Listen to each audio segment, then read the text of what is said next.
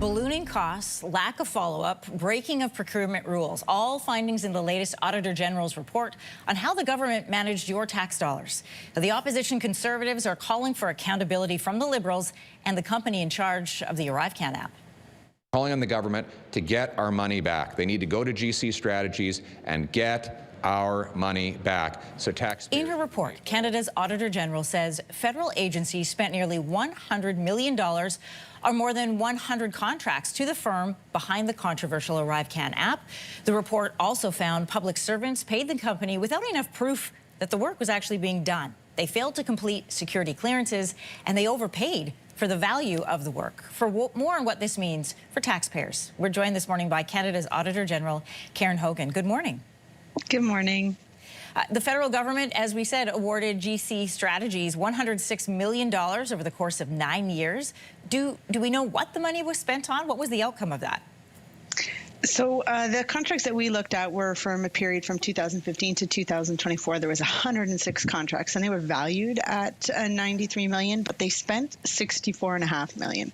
Now, what GC Strategies does is they're an IT staffing company, so they don't do any IT work. They find the people to do the work and subcontract out that work.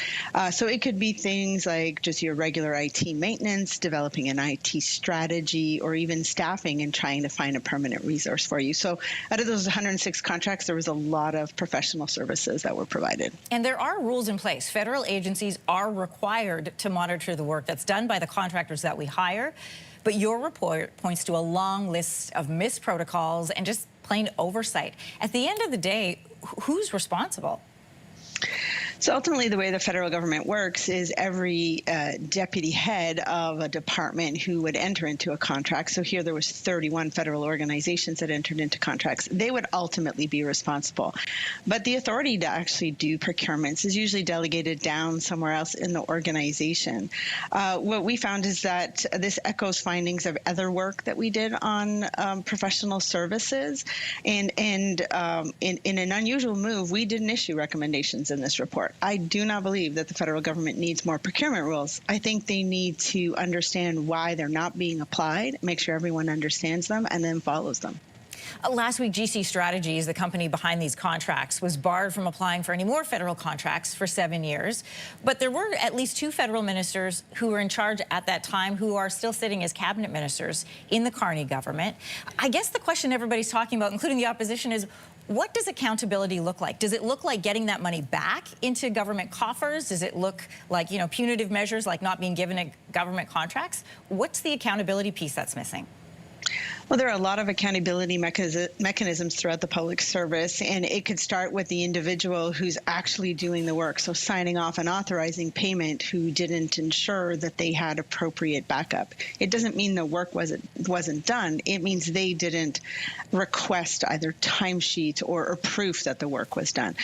So when you delegate authority to sign off on taxpayer money and you're not following that, the first thing is they can take away that delegation, give you some training, and then decide when you can get it back.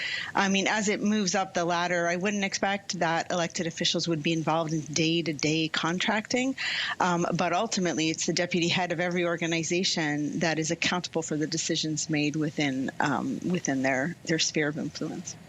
You and I are talking about contracts in the past. Let's look ahead to the future. We've recently had an announcement about a long list of government spending that we want to do around defense. And your report also talked about the F-35 jets and the fact that they are going to be more expensive than was originally budgeted for. What are you looking for from the Carney government as we go forward and procure more and spend more of our Canadian tax dollars on spending? What needs to happen to make sure that what's in these last few reports of yours doesn't happen anymore?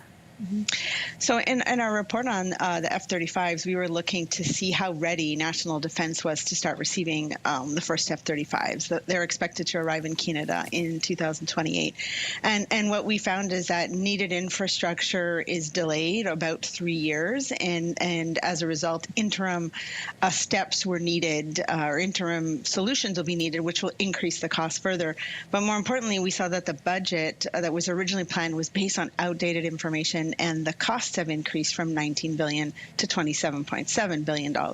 What I would expect is that national defense will follow our recommendations and do a much more regular follow-up and monitoring of costs, and being more proactive to deal with risks instead of the reactive nature that we saw in some cases. Given what you've put out there in your last 4 reports, be honest, are you confident that a government can follow through with what you recommended to make sure, and I'm using plain language, to make sure Canadians don't get hosed on government contracts? Well, I think when it comes to the procurement rules, you're right. I went back in time and looked at a period that we had already looked at, and this just reinforced the rules that we saw. Some changes were made, but what I'm concerned about is those changes just added more steps and rules. And I really do think that it's time for the government to take a step back and say, why is this happening? Are there too many rules? And maybe is it time to make it more efficient?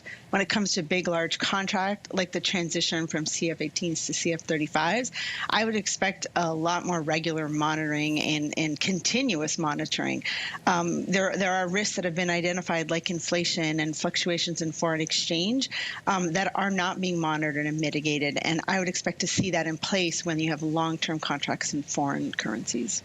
When we're talking about monitoring, quick question for you. Does that also include making those findings public? Meaning if we've overspent, if we've undervalued, that is known to the public as it is the taxpayer dollars that are being spent? Well, I'm always a good advocate for more transparency, and that brings accountability. And that's why in our report on the CF-35s, I included costs from other projects that I felt were essential for the CF-35s to be used for their full operational capability. And I made a recommendation to National Defence to not only just talk about the one project to purchase the aircraft and the needed support, but to think about the global picture of what it really will cost and make that public to Canadians and parliamentarians. Karen Hogan, Canada's Auditor General, great to have you here today. Thanks for making time. Thanks for the invite. If you like that video, make sure to subscribe to the Your Morning YouTube feed, where you can find all kinds of new content posted every weekday morning.